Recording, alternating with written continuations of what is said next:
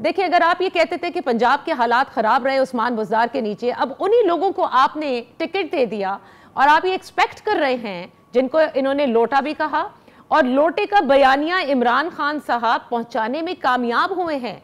आप ये माने कि उनके जलसे भी बड़े हुए, मरियम नवाज साहिबा के भी हुए, लेकिन उन्होंने जिस तरह से इस बयानिए को पंजाब के अवाम तक पहुंचा दिया, ये आपके लिए कितना नुकसानदेह साबित होगा of choosing the same people?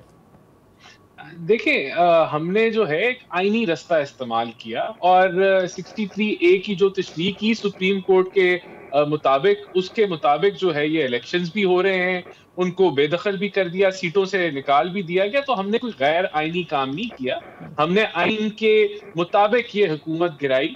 और मैं समझता हूं कि इसमें हमने इसलिए गिराई क्योंकि ये हुकूमत जो है एक मिसमैनेजमेंट और करप्शन की कहानी गिराने की थी। तो बात ही अब नहीं है। आपने अच्छा, जिनको टिकट दिए हैं शायद मैं इसलिए वही दिए कह रहा हैं हूं। कि उन्होंने आपका आपका साथ दिया गिराने में ना।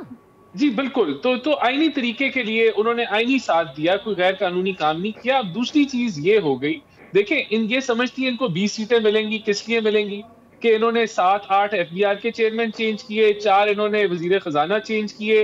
वो जो फराह गोगी की कहानियां हैं और जो तैयबा गुल की कहानियां नजर आ रही हैं, जिस तरीके इलेक्शन से की वजह पॉलिटिकल फराह होगी तो विक्टिमाइजेशन हुई, तो इनको इनको इनको इन्होंने किया क्या 4 साल में कि ये समझते हैं कि 20 सीटें ये जीत जाएंगे। कितनी सीट्स नून लीग समझती है कि वो कंफर्टेबली आराम से हासिल कर लेगी कल के ज़िमनी इंतखाबात में? देखिए, हम लोग 16 प्लस सीट्स जो हैं वो हम उम्मीद कर रहे हैं कि जिनके ऊपर हम लोग जीतेंगे। और ये जो हमें सर्वेज मिले हैं, हमारी जो रिपोर्ट्स हैं ग्राउंड के अंदर, और जो जो ओवरऑल मीडिया भी रिपोर्ट कर रहा है, वो 16 सीटें हम समझते हैं बड़े कंफर्टेबली हम ठीक है। निकाल